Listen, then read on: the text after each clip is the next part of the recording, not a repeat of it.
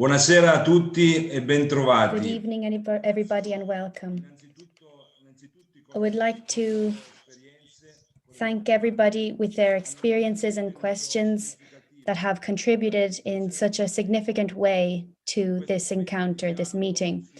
And this moment of dialogue will be on a topic that is very important, education. I would like to say hello to everybody who has connected with us today in Italy and also outside of Italy, and for the people who are translating simultaneously in English, French, and Portuguese. This meeting was born out of an attempt to share such a difficult, bewildering year within school. And it is clear that the situation that we're living has to do with everybody, not just teachers. This moment of sharing has extended to others, and it has allowed us to have a clear dialogue, a sincere dialogue, thanks to the testimonies that have arrived to us this evening. So the questions that we ask ourselves are, is it possible to grow and to help other people grow around us, from young people to adults, even during a pandemic? Is education first and foremost a strategy, or is it a communication of oneself and of one's own way of living? We'd like to ask these questions and other questions that we have in our hearts to Don Julian Carron, who is the president of the Fraternity of Communion and Liberation. Thank you, Julian, for your availability at this time. So let's begin this dialogue. Elisabetta from Milan, what situation do you see?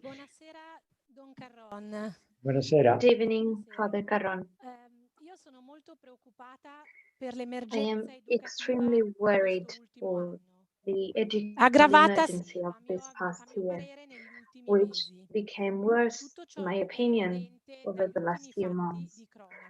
This is evident, especially because of the latest news. How is it possible that 9 and 10-year-old children can die like this? It's a despicable game called challenges on social networks.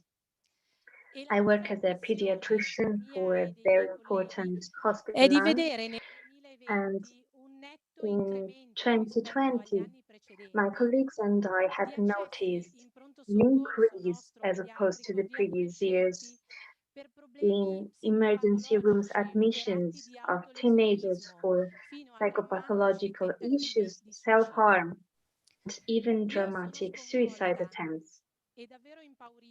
I am extremely upset and really scared because I feel powerless. I am a wife and a mother of two. My children are 19 and 15 years old.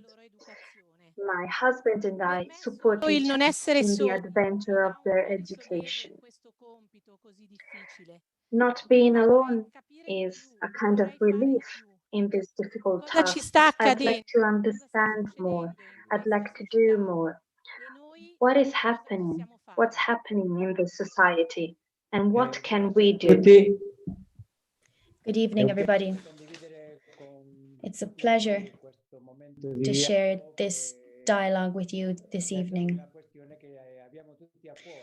on such an important topic for all of us. La As pandemia Elisabetta has highlighted, the pandemic did not create, but it revealed solitude, as Susanna Tamaros wrote on the Corriere della Sera. The current emergency has made even clearer an existential situation that we've gone through, that we've been living for many years, bringing it to the extreme. Since the 70s, Pasolini had intercepted the signs of an anthropological shift to the point of declaring it apocalyptic. This shift was the dehumanization of human experience, reduced to the narrow scope of self-approval or validation. during the 80s. Giussani spoke about feeling one being estranged with oneself, a sort of Chernobyl effect, as if we have no real evidences in reality. Everything is determined by trends and fashion. Pope John Paul II has talked about the abolishment of man, as in the abolishment of the desire that lives within our hearts. In light of all this, Pope Francis has launched a cry of alarm, proposing a global education pact.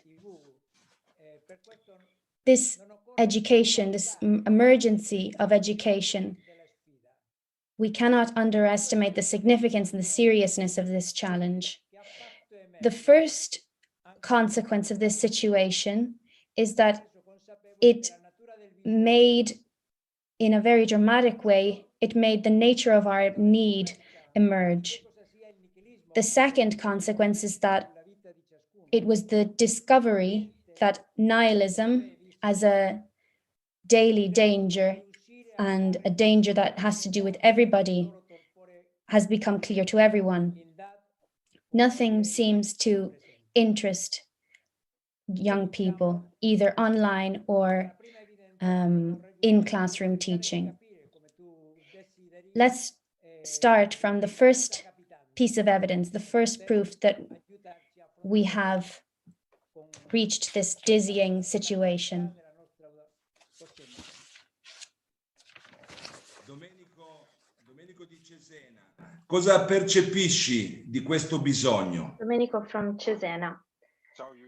What do you think about this need? Hi, Julian.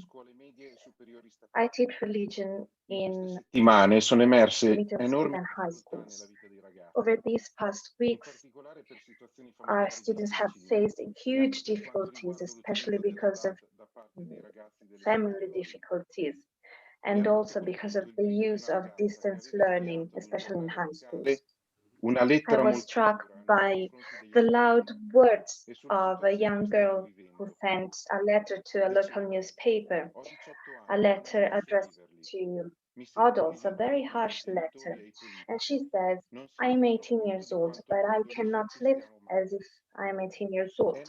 It seems to me that adults, parents, and politicians do not realize how bad we feel. So there's this kind of accusation of abandonment and total thoughtlessness towards adults.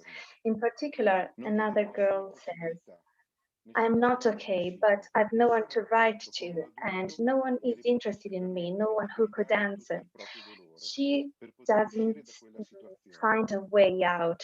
She doesn't have any kind of relationship with an adult that could help her, cry out all of her pain to get out of that situation. So I'd like to ask you how to face this fact that young people are closing themselves off.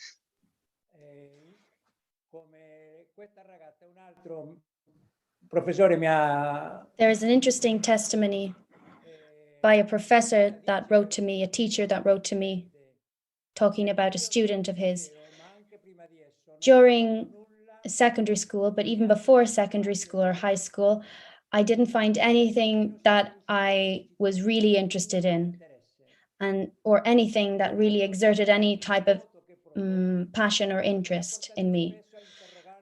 Somebody else said, the emptiness that I feel has brought me to question what kind of trend would be sufficient in order, or enticing enough to quench my thirst. I think it is impossible to find a solution to this emptiness. And I think I should try and throw myself into passions or interests or things that I find interesting, even though I don't think it's a long-term solution. This exemplification of the need that they feel is a need which is not fortuitous, it wasn't created by COVID, by the pandemic. It is structural, because the meaning of life cannot be transmitted through DNA, but through history, through relationships, with one method, which we will see. Eraldo Affinati has observed very acutely that the impact of this situation provokes, what kind of impact it provokes in us adults, this situation. It is important to underline the anguish that teachers, which is slightly different to the anguish of students, are going through, but it's not quite very different to the anguish that the students are going through. He was underlining a passage that he had found in a letter on the newspaper Corriere della Sera. How can we stay in front of a young person who has lost a relative for the pandemic, or who has stopped coming to school because they have been completely consumed by apathy and disinterest? Affinati recognizes that it is a question that has to do with how we live.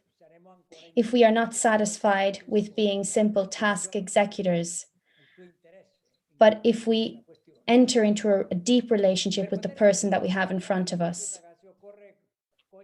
In order to really answer the questions that these young people have, is to really enter into the challenge, not empty these questions or treat them superficially. To really get to the heart of the question, we have to look and recognize where the nature of the problem is, and find an answer to this in our experience. It is easy to recognize when I have the answer. In fact, children are the first to see the people who have the answers. They're able to intercept straight away who is happy and who enters into reality and into the relationship with other people in a profound way. Regarding this, Luca, what happened in your experience? Buonasera a tutti. Hi, Julian, and good evening.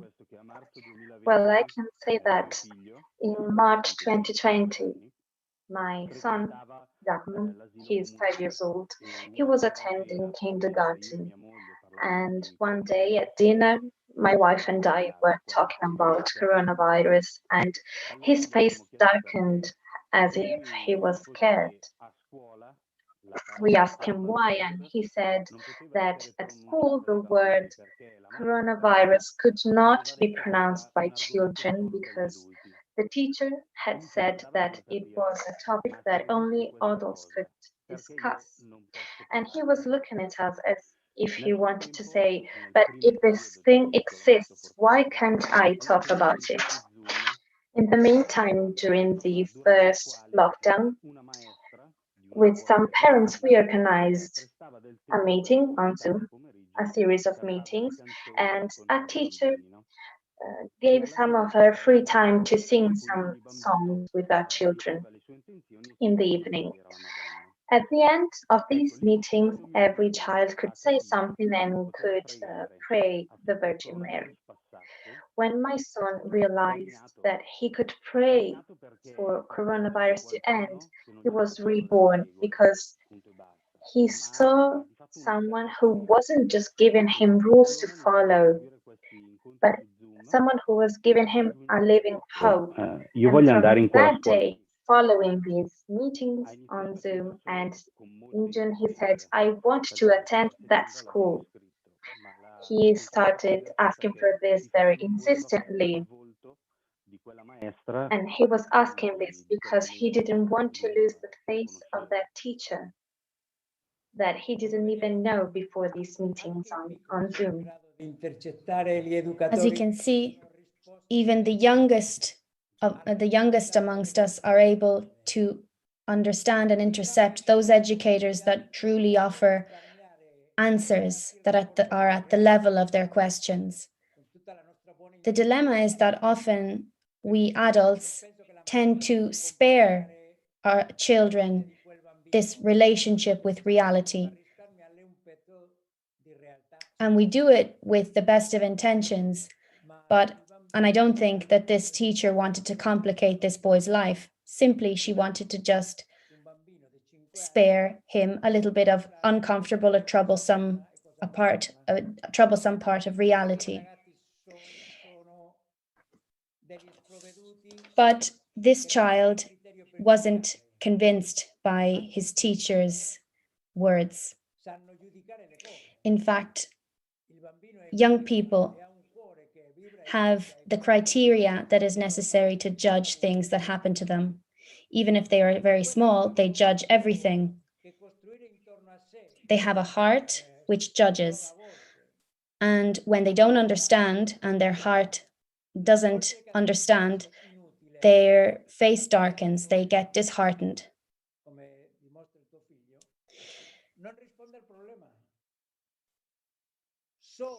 We have seen this year, we have tried to create a protective bubble around us, some of us, but only a presence can answer to our needs.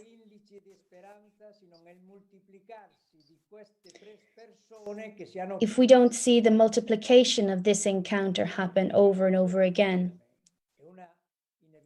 a series of encounters through these people, not anybody, not every adult can enable this encounter to happen, can allow this encounter to happen. Why do certain adults enable these children to have an encounter? Because they introduce them to reality. They don't spare them reality, they introduce them to it. It's incredible how in a 5-year-old, we have the recognition that education is an introduction to all of reality. So much so that the opposite makes his face darken. When children find themselves in front of a presence that they can talk to, an adult presence that introduces them to the totality of reality, they really realize, they see the difference.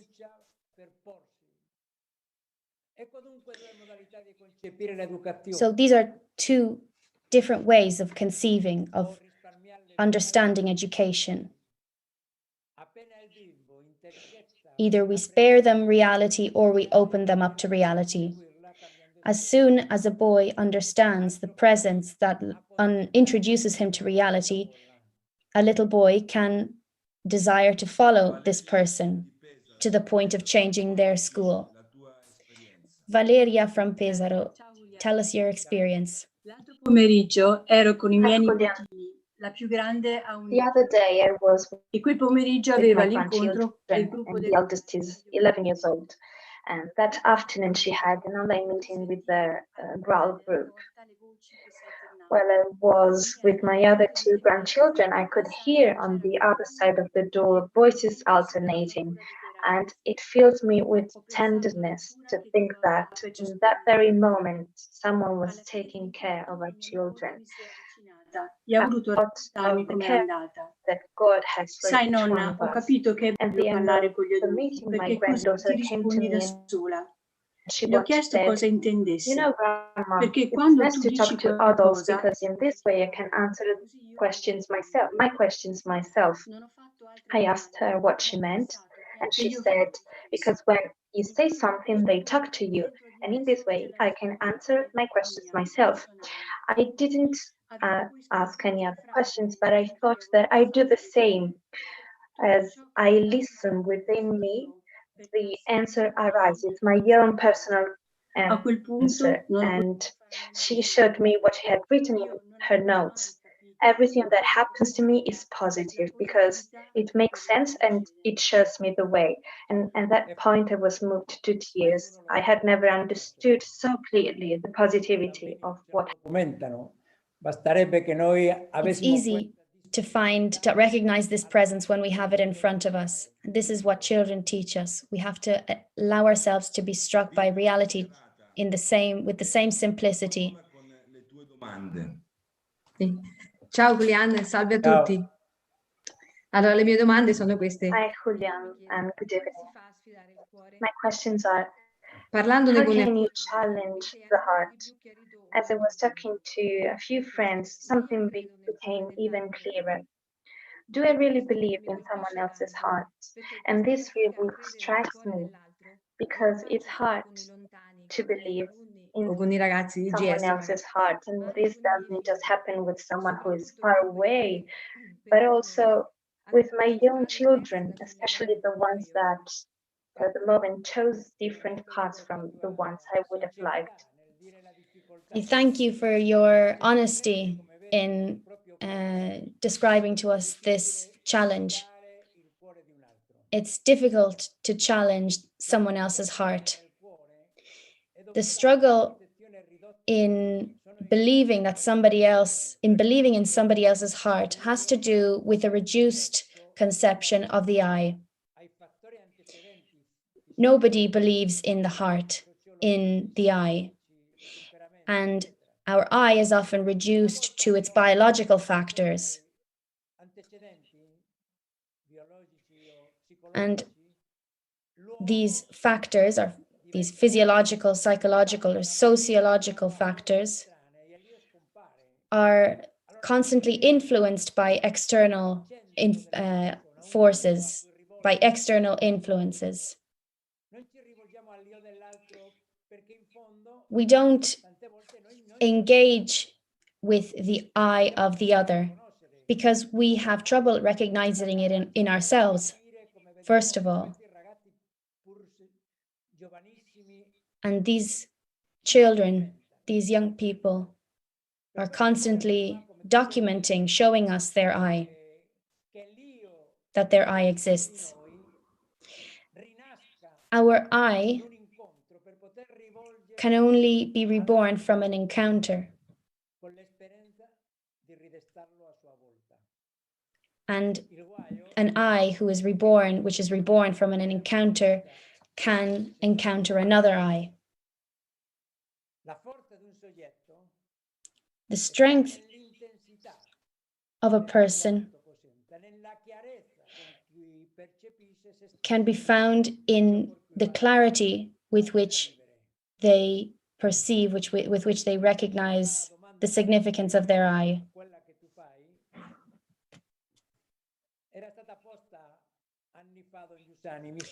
A similar question had been posed to Don Giussani years ago. They asked him, if I go to university and I ask a classmate of mine, look, this is also a need that you have, but it's not a need of mine. If they say, look, you have this need, but I don't have it, I don't have the same need, how do we respond to someone like this? This is how he answered.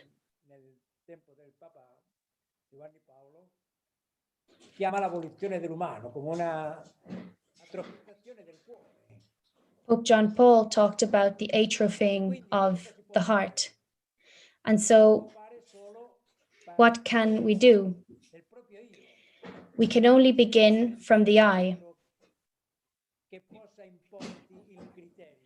We cannot have somebody impose a criteria on someone else. If you see that someone else does not understand, it's because they're still paralyzed. Their questions are paralyzed. So, in front of a classmate of yours who doesn't recognize their desire,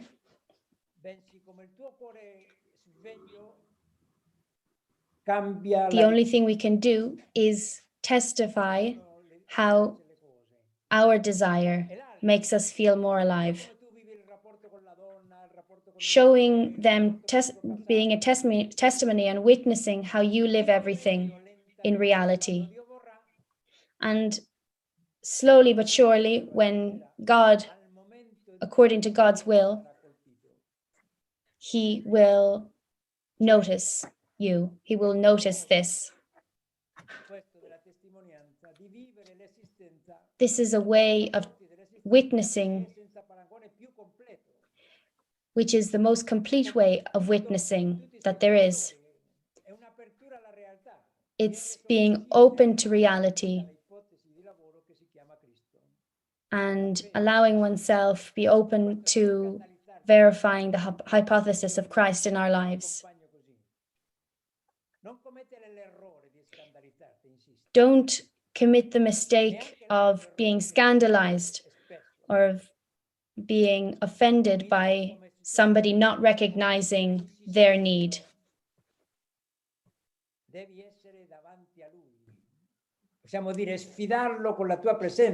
You must challenge them with your presence, through your presence, with your life, through your life, not insisting that they understand. Because this is the same patience that God has towards us. Giussani describes here what is the true nature of this problem. This is truly the only answer we can give. It is a presence, a testimony that challenges,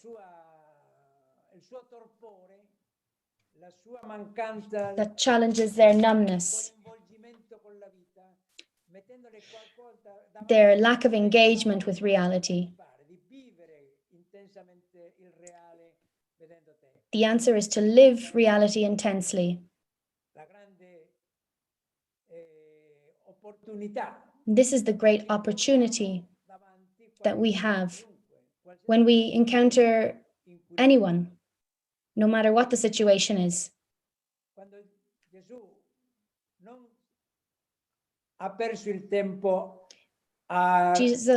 Jesus didn't waste time giving out to people.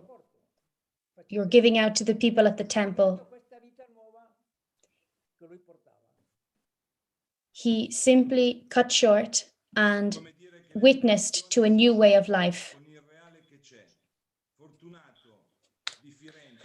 Fortunato from Florence, can you tell us about your experience? Buonasera a tutti, ciao Julian. Ciao. Quanto viviamo da marzo scorso? Hi, Julian. What we've been experiencing since last March has definitely showed to everyone the educational emergency. Schools like never before the spotlight, and everyone has felt the need to talk about it. First the virus, then the lockdown, then Il desiderio di mettermi in moto. E lo hanno reso evidente nell'esperienza dell'essere a scuola. Brought to us a new urgency, the desire to act. La scuola a distanza è certamente vissuta come un faticosissimo supplire all'impossibilità di incontrare i ragazzi in presenza, ma è stata da subito sentita anche come necessaria per non perdere nessuno. Nella mia piccola realtà scolastica, che coinvolge 149 alunni con le rispettive famiglie e 20 adulti tra insegnanti, educatori e segreteria, quest'anno è stato per me la possibilità di scoprirmi, di guardarmi davvero all'opera e contemporaneamente di ammirare la dedizione, il lavoro, il sacrificio di tutti i miei. My school is quite small, but this year I have the chance to really look at myself at work and at the same time to see the dedication and the sacrifice of all the teachers that have worked to carry out their job, even remotely. We have had proof that you can educate with reality and not with something abstract.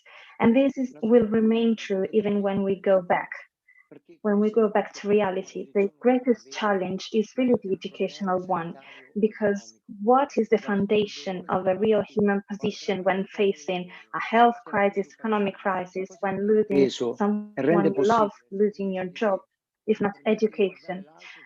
What has made self-sacrifice possible? A sacrifice that enables us to look at others with freedom and makes us creative, meaning that we take part in the creative work of life and not of death, if not education. As it's written in Education, Communicating Oneself, education, first of all, is about adults. And first of all, about me, and then about my students. Education can only be done through reality, not with an abstract ideal. And this will be true as well when we go back to we could go back to normality, when we go back to a normal situation. Education has to do with introducing one to reality just as it is, and not to the reality that we would like to have. We have to understand, we have to verify how we educate ourselves and how we want to be in front of these children.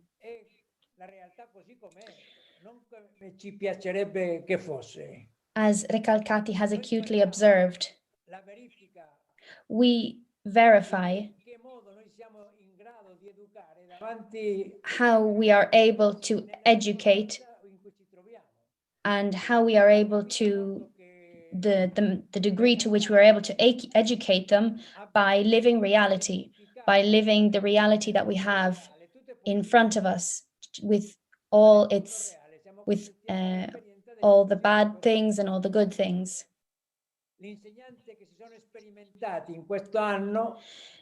Teachers who this year did online school showed us that it's possible to obtain the impossible. They adapted online school to the situation. They know very well how day by day, it is not a question of, their job is not to impart information, but how through their witness they can communicate their way of looking at reality, at death, at the pandemic. However, this battle is first fought within ourselves. So the first part of this work is within ourselves. We wouldn't be able to propose anything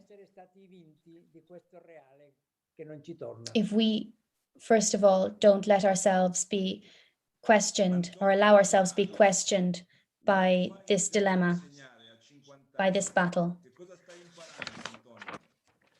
Antonio from Milan. Ciao Julian, buonasera a tutti. Sì, un anno fa ho iniziato a insegnare, in effetti. Hi Julian, and good evening. Yes, I started teaching last year at 50 years old after 25 of working as a journalist.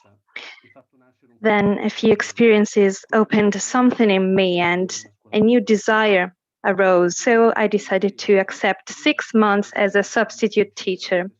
On the 21st of January 2020, the beginning was very promising, but also difficult. I liked my students very much, but I felt inadequate. Then things started working out. I saw the first interesting signs. Sometimes there was a very curious silence in my classes when dealing with certain topics, but after a beautiful beginning, after a month after my arrival, the pandemic hit. I was disheartened. I thought, in a few months, I'll have to leave them, and in this way, we're just wasting time at home. And I asked myself, but is it all over yet? 10 days later, we started online learning, and we thought it was something temporary. Instead, it became my routine as a teacher. My students were scared for themselves, for their families, and especially for their grandparents. And they started opening up during the meetings with the principal, with the professors, especially when dealing with topics that enabled them to talk about themselves. Distance learning has several limits, but sometimes it can bring us closer. Even oral tests became opportunity for a personal chat, to ask how they felt, and I see in them something beautiful and deep that they don't even realize. Then in October, I got sick with my wife and my children. I stayed at home for 3 weeks, and then once again I felt scammed. But 2 days later, once again, online learning because of the so-called red zone. I was afraid of losing some of my students. Instead, between a work group and a novel read in front of the computer, my last month arrived. My students were afraid of saying goodbye, but I felt very free and grateful for this weird but beautiful experience. Those students are not mine, they were given to me. I feel blessed for what I have experienced, and now I can entrust them to the professor who's coming back from maternity leave. Then the last days arrived, our very last afternoon lesson, online lesson, with those students that had started a new relationship with me, even in front of a screen. At the end of the lesson, they turned their cameras off, and then they turned them back on with posters saying thank you, and I was moved to tears. A few days later, they gave me a box full of very personal and beautiful letters, and they sent me a video with their thank you messages. Thank you for my classes, for my smiles, my kindness. They appreciated my smile even under my mask. And during the holidays I wrote, che forse proprio per questo mi piace così tanto, avvenne l'incontro decisivo per la mia vita in un oratorio milanese. Un incontro che nel tempo ha fatto diventare un ragazzino goffo e timidissimo il professore che hanno conosciuto.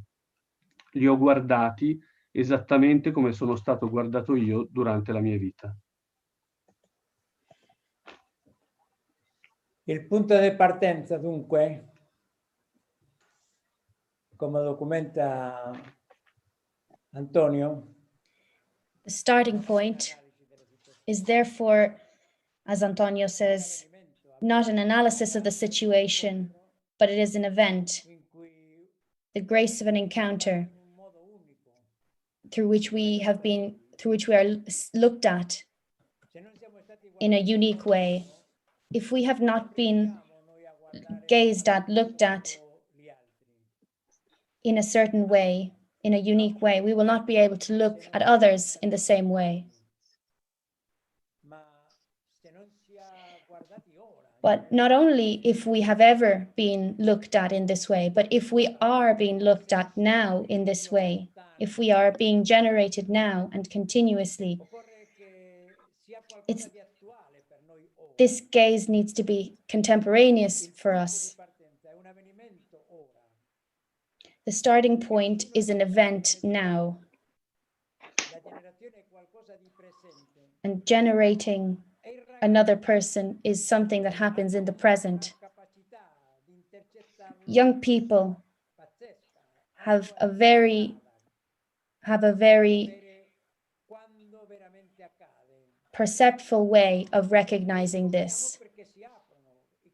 They have a very fine radar that allows them to perceive it straight away.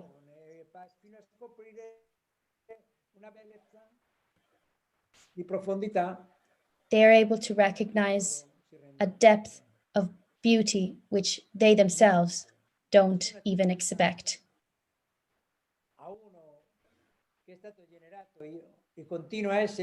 One who has been generated and continues to generate others.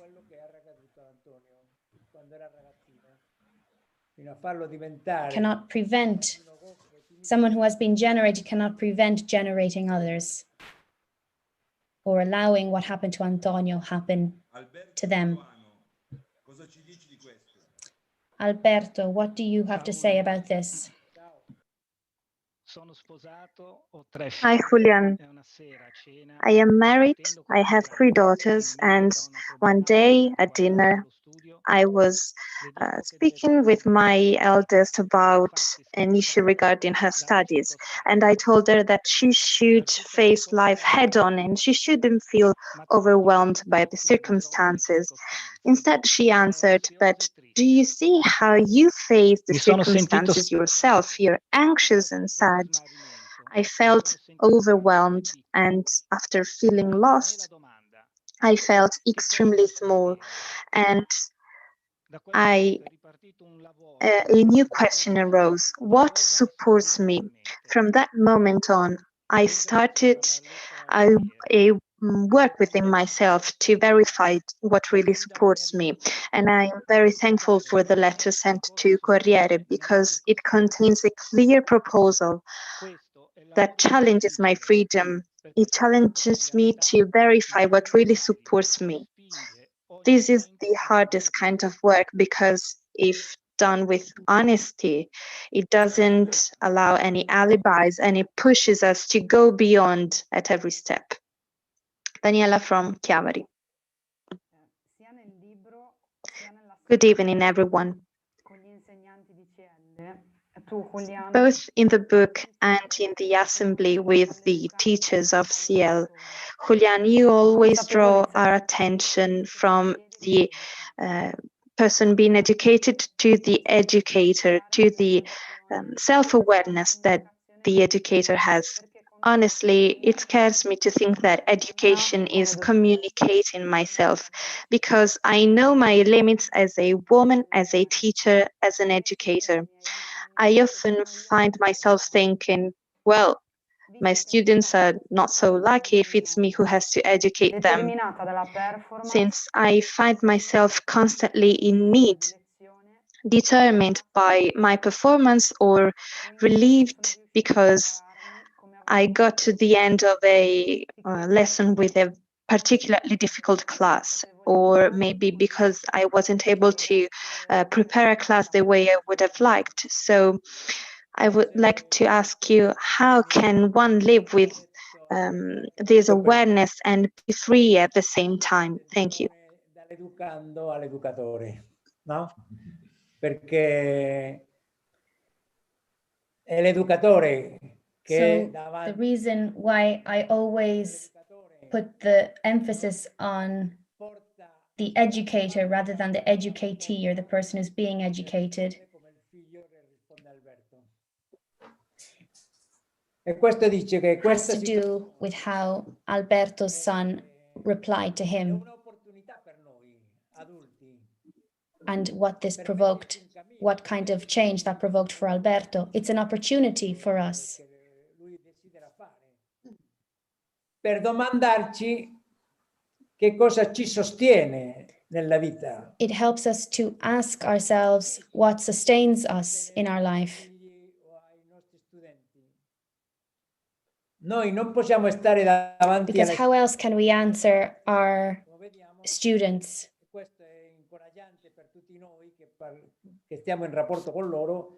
If the starting point is not our own journey, if we don't ask ourselves what the answers to these questions are.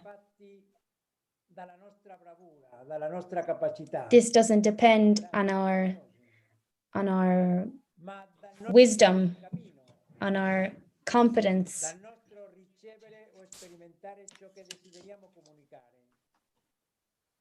but it has to do with desiring, to desire for ourselves what we wish to communicate.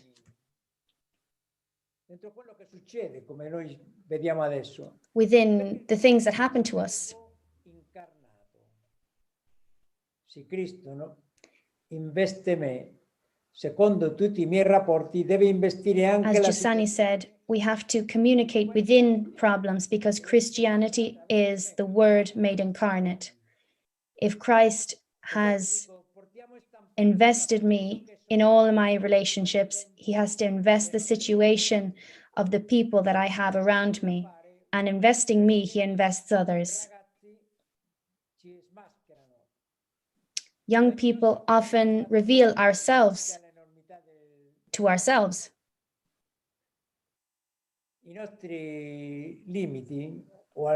Our limits and the limits of others aren't an objection.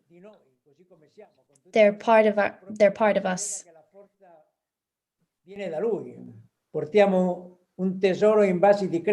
And this, in fact, was what St. Paul used to say. We bring a treasure in vessels of clay.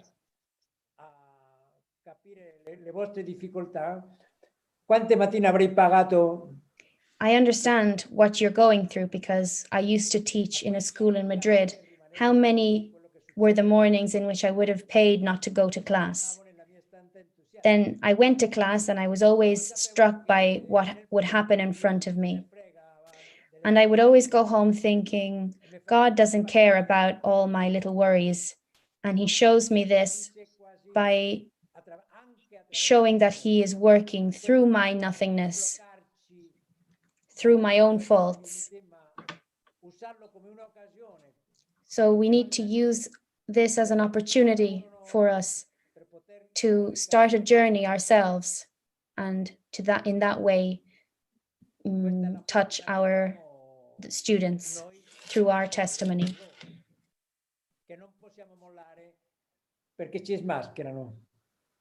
And we can't avoid this because they always bring down all our barriers.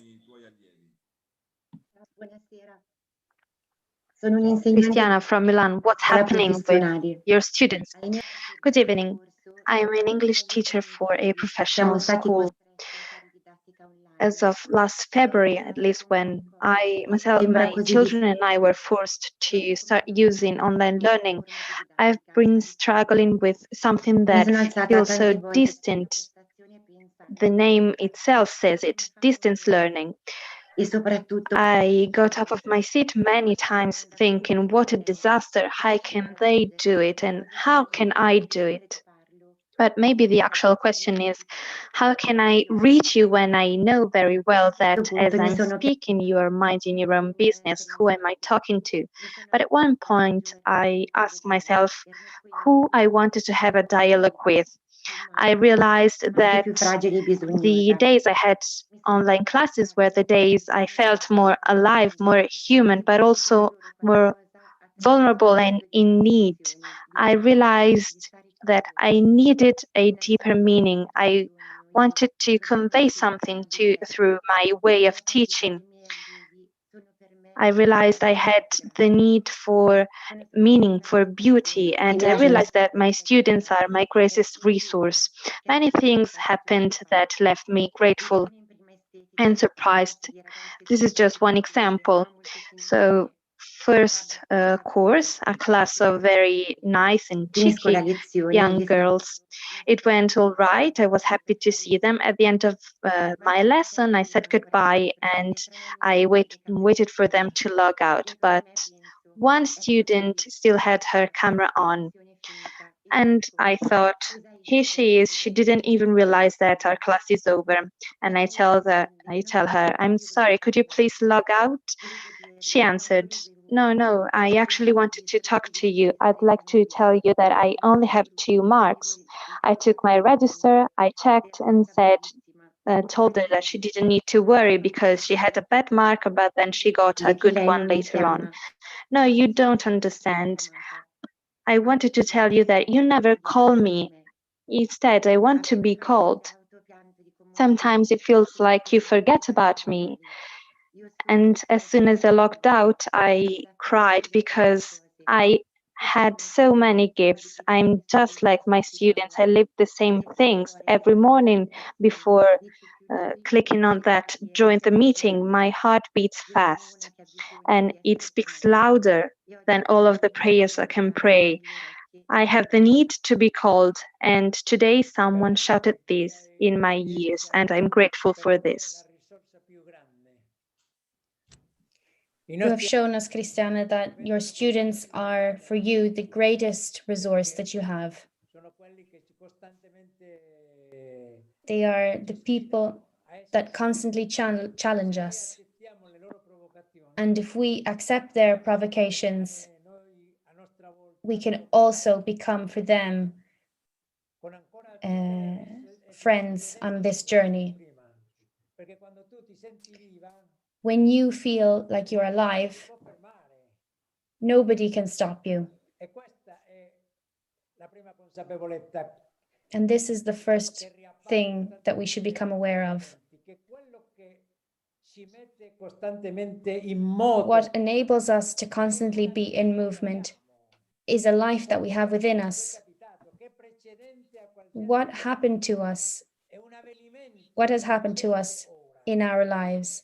This event is happening to me now. And this allows us to start every day, every morning.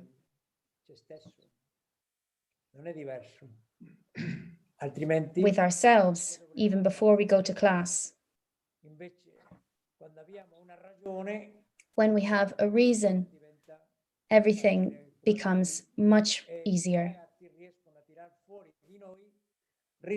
And our students manage to to extract resources from ourselves that we wouldn't have imagined.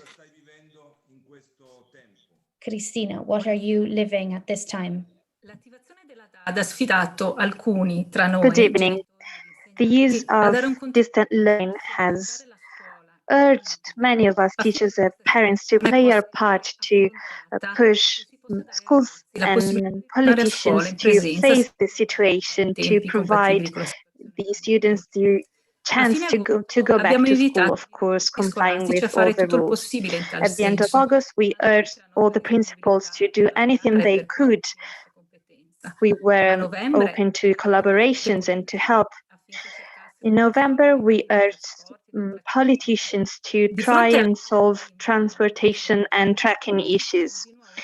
After another delay in our region, we once again turned to principal to guarantee at least the presence in schools of as many students as allowed. Of course, we talked about this among us in order to see beyond the current issues. And we started collaborating, organizing initiatives with the group Priority to the School. We also started dialogues with other teachers and friends from the movement, especially after the letter was published on Corriere della Sera. This dialogue helped us realize that the educational emergency will not be solved by presence, by going back to school. Nonetheless, it seems like these different actions are seen as alternatives.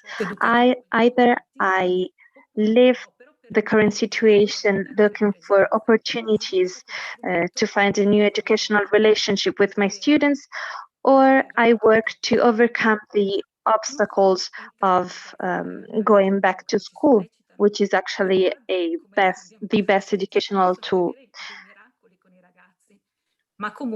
Distance learning can show us new miracles, as we have heard tonight. Nonetheless, it is also causing uneasiness among our students.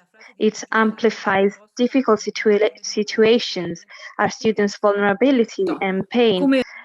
It seems like the quote of Don Giussani on the Christmas poster invites us to live to the fullest our reality, the reality of the young boy who we see every day, but also the reality of the principal who has to manage a school, who has to take decisions that will impact everybody.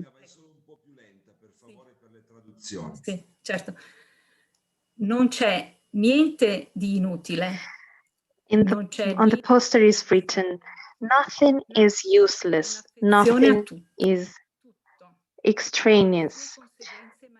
We start to have an affection for everything, and the magnificent consequences of this are respect for what you do, precision in what you do, loyalty to our concrete work, and tenacity in persevering to the end. You become tireless. Would like you to better understand this part. Are we neglecting something? No, we could say that the two things are not alternative. They're two different aspects of reality.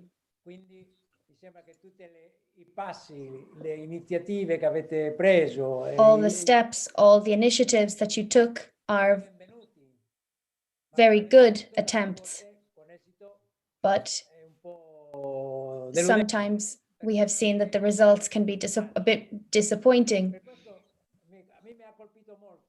So I was very struck by what Recalcati explained, taking into consideration everything that has happened.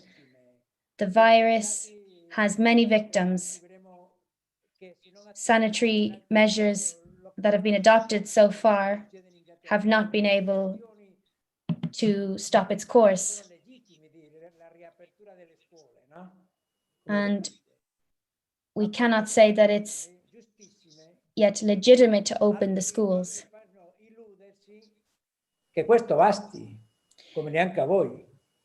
But we are cheating ourselves if we think that this would be enough.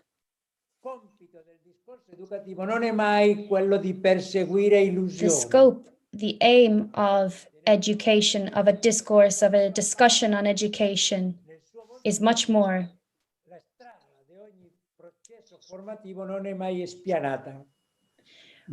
Education is never a linear journey, a linear road.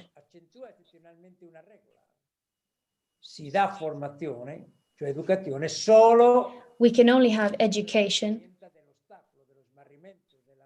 if we take this experience of feeling lost seriously.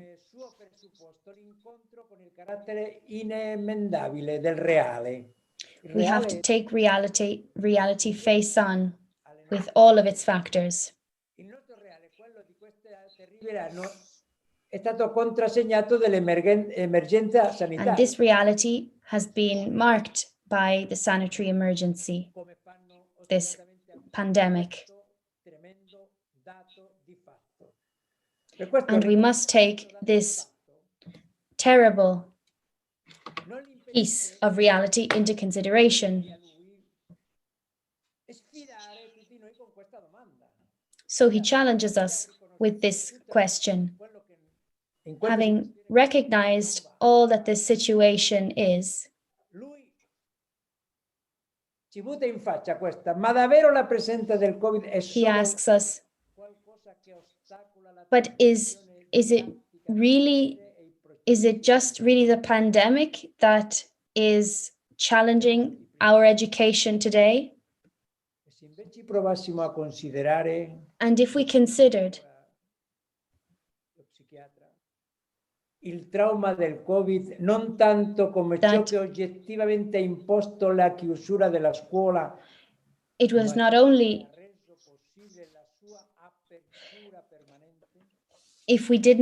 what if we considered that the trauma of the pandemic, if we considered it not only as what imposed the closure of schools, but also what enabled it to be kept open permanently through online school.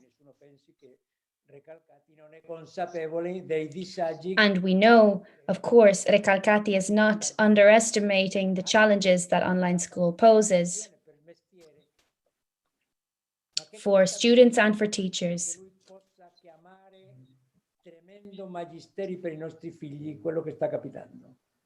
non dovremmo provare a pensare shouldn't we try to think that this time has actually not been wasted? A pause in our didactic attempts, but a time where school has continued to go on, even if in a new form. Are our children really not learning anything from this situation? Many teachers are trying to take on this challenge, to see the pandemic and everything that came with it not as an accident which hinders our didactic activities, which hinders our educational attempts, but as something that stimulates it even more. Is this not what we should consider the great scope of education of our schools? A teacher recently wrote to me, I have a new example, a recent example, a project I did with some students of mine. We wrote an essay, and the title was, Then He Moved On and I Behind Him Followed. This is from the first canto of the Divine Comedy. Virgil proposes Dante to go on a journey towards salvation. And we started with the topic with life as a journey, a personal journey, but not in isolation, following a guide in Dante's life and in yours. Here are some of the things that they wrote. The first thing that I was struck by, reflecting on the discussion that we had last week on this canto, is that Dante, at the beginning of his life, he finds himself in a dark forest, sort of like what happened to us when we began the pandemic. At the beginning, he tries to save himself. He even tries to go up the hill, but they're all attempts that are in vain. And in this situation is that his guide appears, and at the beginning he doesn't even recognize him. He puts his pride aside, though, and he says, have mercy on me. This request for help was what really struck me the most. The second thing that struck me is that Virgil opens his eyes, showing him his current situation and offers him an alternative. Instead of going up the hill, he asks him to go even deeper. And Dante trusts his guide, and he chooses him as his master, as his maestro, someone to follow. Who would have thought of a similar situation? Who would have ever expected a global pandemic? No one, absolutely no one. But at the same time, if everything had been gone on as it had before, I wouldn't have felt the need that I feel now to learn what the real meaning is for my life. Before, I wanted to show others that I had the habit of wanting to show others that I was better than them, and that I didn't feel like I needed anything. And if I said one thing that wasn't right, I would be demoralized. Now I see that everything is changing, and that I can see that Dante is helping me.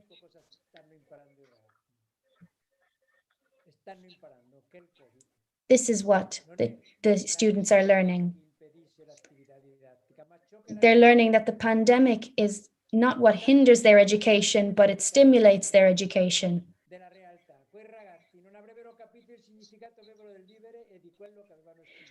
They wouldn't have met the reason, the meaning for their life if this hadn't happened to them.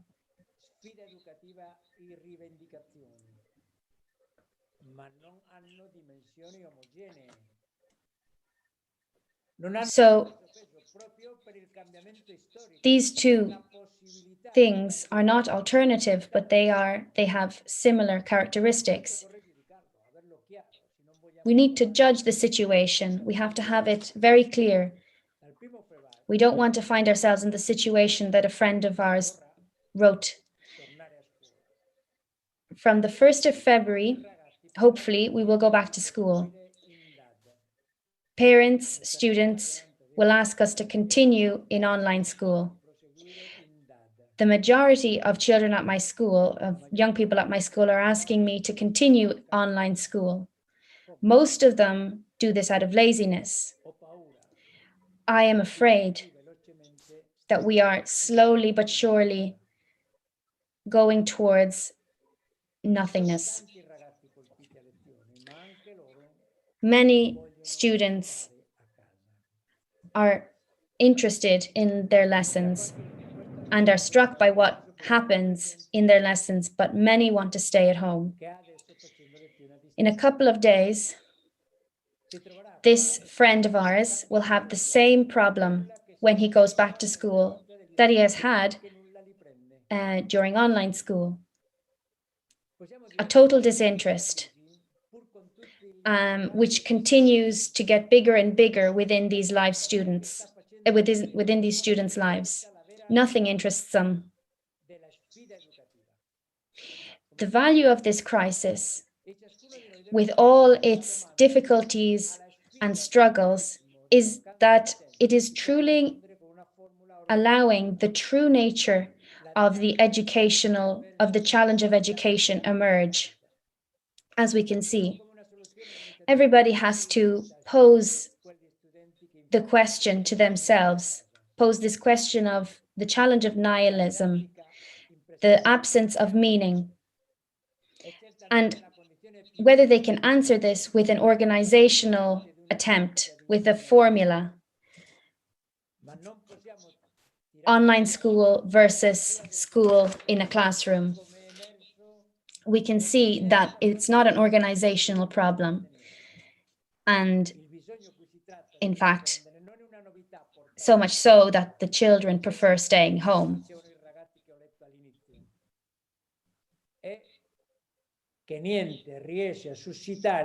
Nothing is enough to stimulate an interest within them. The answer to this cry, to this refusal,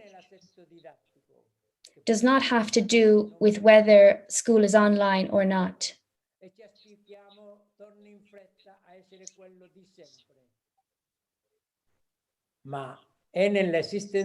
Which is important, of course, the fact of being in a classroom, but the answer lies in the existence of adults who are present,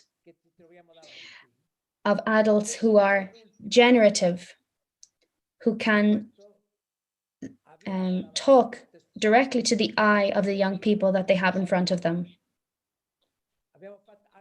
Scoperta decisiva, per questo occorre stare davanti a questa scoperta. We must stay in front of these discoveries in order to understand what is needed in this situation. Bettina from Milan. Good evening. So I speak on behalf of a group of friends whose children attend high school. The school emergency in our country during the pandemic really saddens us. And after finding out that schools would close down again after Christmas, we were deeply touched. The letter written by a few teachers of the movement to the newspaper Corriere della Sera pushed us to start an unplanned dialogue among us, and different positions emerged. The letter suggests a position that we didn't like too much, a position that didn't really go to the nitty-gritty, as if someone, like when someone has cancer and does nothing to undergo treatment. There are a few teachers full of hope that motivate students, but if you don't meet one of them, what do you do? Who do you look up to? How can you hope? What hope of a planted seed is there? So who can support our children's desire to live to the fullest even in this circumstance? So we decided to meet with a friend who had signed that letter to talk about our questions and doubts. And our friend told us about the prophet Jeremiah, who, when Jerusalem was about to be invaded by the Babylonians, bought a piece of land to go there after he came back. So he invested in something long-lasting for the future, even though everyone thought he was full. That meeting was very beautiful, freeing, open, and the first result was that we had a very strong desire to help each other with our children. We knew that it was worth it to invest in something long-lasting. So one of the girls invited my daughter to study with her, and the following day they invited even 3 more of their friends from GS to study together and attend classes together. A friend of ours, a history professor, organized history evenings with them. Another one, a history and philosophy professor, and then a literature professor helped them. So many things were born just as a result of walking together. So the radiant face of my daughter after 2 days with those friends, where the need for companionship prevailed, hit even my lazy son, who said, well, next time I'm going to. So thank you very much for that letter, because without that letter, without the face of our friend, even if inside a screen,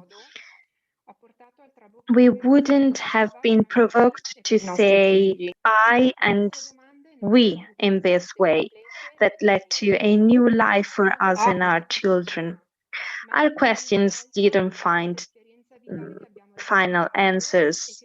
No one solved our problem, but there was a turning point, and it is this vital experience that we found again, and that enables hope to prevail, to become evident, and which requires us to invest in the future and to look at really rediscovering the beauty of life. Beautiful. The next time I want to participate. It's interesting to see how a person can go from being apathetic to wanting to being enthusiastic and wanting not to miss what's going on.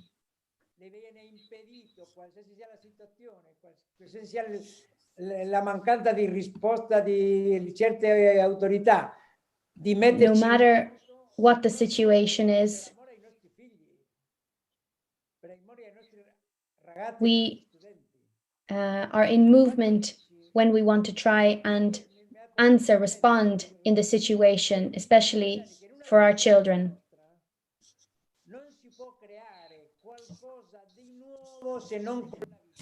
We can't create anything new if not through life.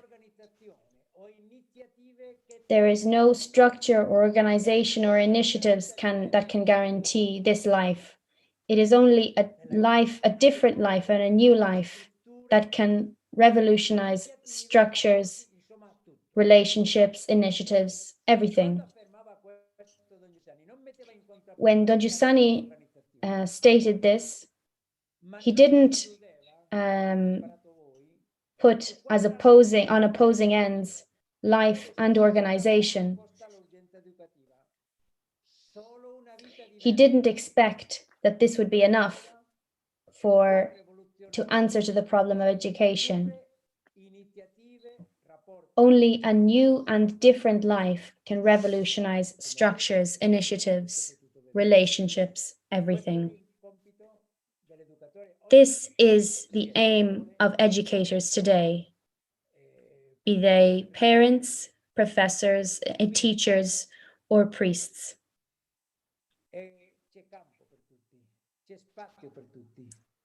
Perché lo scopo di tutto, quello che facciamo, è l'incremento This della persona. touches everybody's life. La responsabilità è per la persona dell'altro, essere in funzione della persona dell'altro. Responsibility benefits another.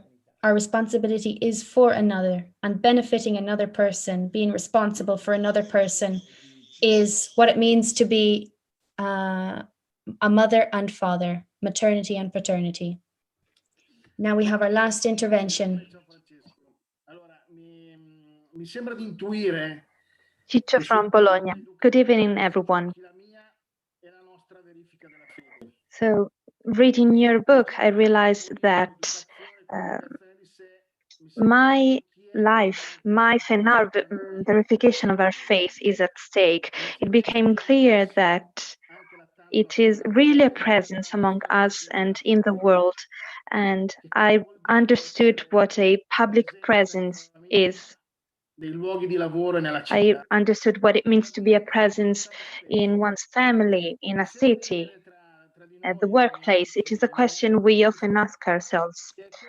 In my friends, in me, I see a risk, thinking that to educate your children, you need to have certain moral certainties, for example, or sometimes we think that what we bring to the world is an idea about your city, about your company, about university.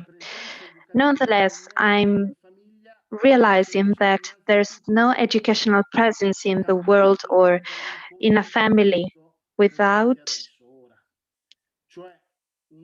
someone who is changed by Christ here and now, a man or a woman that lives his or her own life like everyone else, but they convey a different life, a desirable kind of life.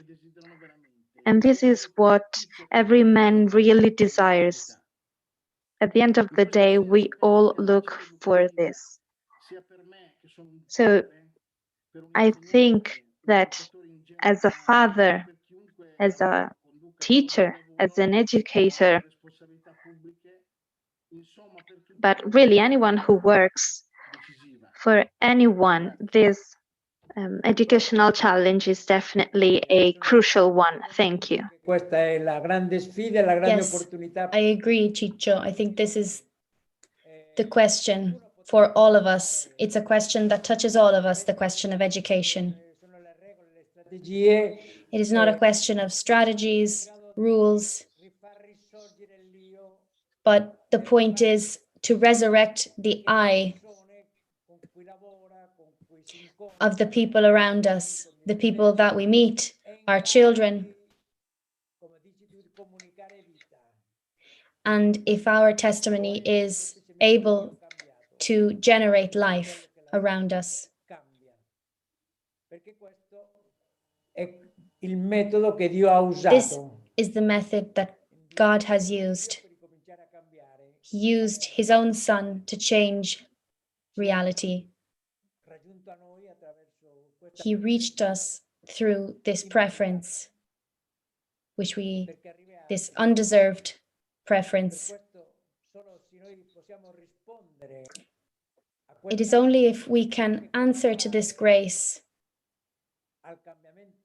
that we can work towards change, no matter where we are, wherever we find ourselves. We have in front of us an extraordinary task, an extraordinary mission. Everybody that we meet on the street, whoever meets us, can encounter what we encountered gratuitously. I can't think of a more exciting adventure as you have witnessed to us this evening. Thank you, and I wish you all a nice evening. Thank you, Julian. Thank you, everybody, for intervening. Thank you to all those who wrote testimonies to us this evening as well. This meeting is available online on YouTube in Italian, and in a couple of days, you will also see the translated videos online as well. If you would like to continue this dialogue that we started today, I invite you to write us an email at the following email: segreteriaclesiali@comunioneliberazione.org. Thank you, everybody, and have a lovely evening. Good night.